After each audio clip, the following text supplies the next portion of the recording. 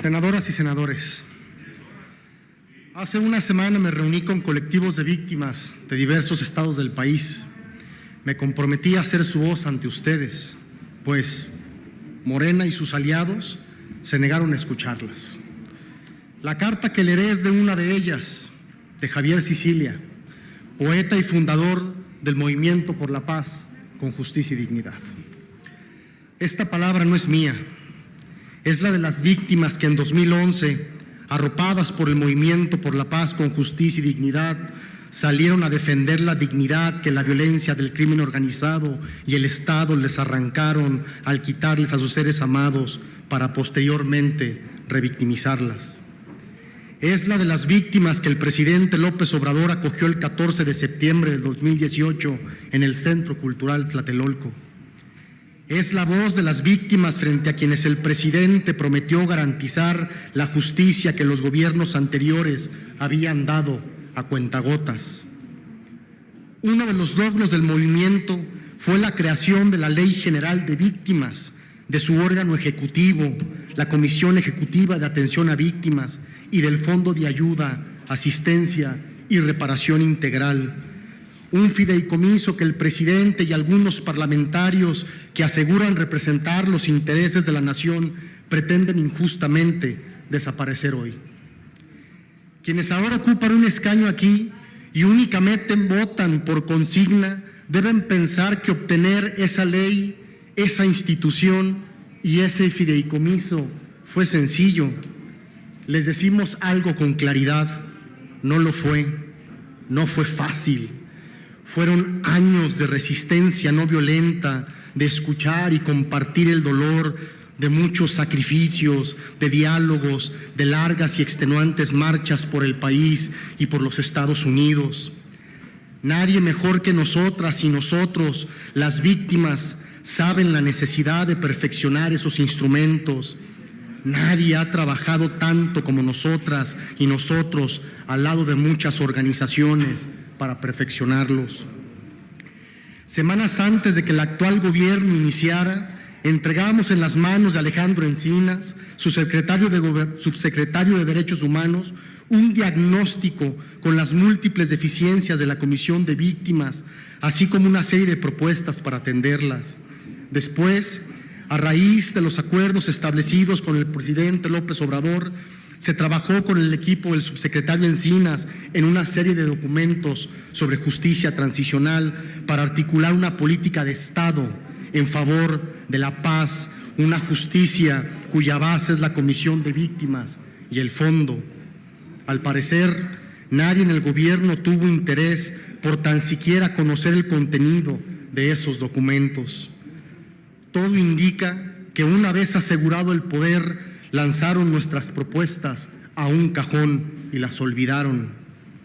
Nadie nos ha explicado por qué dieron la espalda a sus compromisos, pero sabemos que desde entonces hay un intento sistemático por destruir la Comisión de Víctimas y junto con ello el único bastión de lo poco que las víctimas tenemos de justicia, el Fondo. Hago un breve recuento. En lo que va de este año, se redujo el 75% del presupuesto de operación de la Comisión de Víctimas y desde junio carece de titular.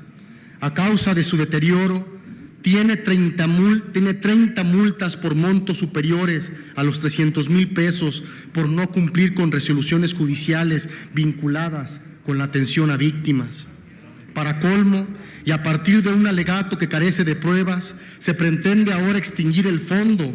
Si existe corrupción y discrecionalidad en su uso, que se pruebe y se castigue, pero desaparecer el fideicomiso, además de destruir por completo a la comisión, arrojará a las víctimas a un estado absoluto de indefensión y favorecerá el uso verdaderamente discrecional de ese dinero que será administrado por la Secretaría de Hacienda.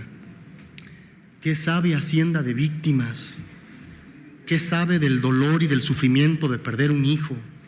¿Qué sabe de la justicia que se nos debe?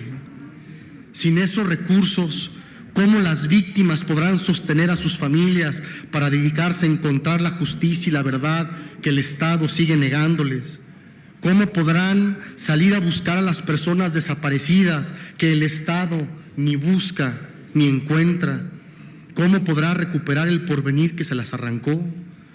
¿Cómo la niñez que la violencia ha dejado en orfandad podrá obtener becas para poder estudiar?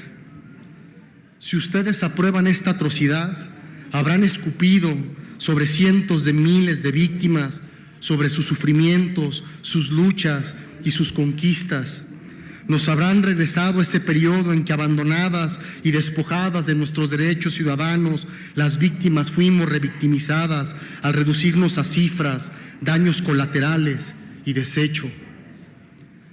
Ya confirmamos que los gobiernos anteriores tenían entre sus filas a múltiples criminales.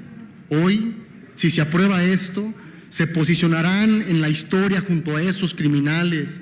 Cometerán un crimen aberrante al dejarnos sin el fondo de víctimas, porque los mecanismos de verdad, justicia y reparación estarán perdidos.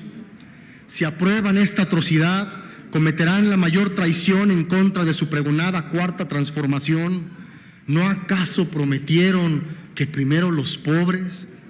Nadie es más pobre en este país que sus víctimas, despojadas de sus seres queridos, y que la mayoría de ellas de justicia, dinero y trabajo. Si aprueban este despropósito, se les conocerá como una legislatura que votó a favor del crimen, de la impunidad, del sufrimiento, de las fosas, de las mujeres violadas y de los desmembramientos.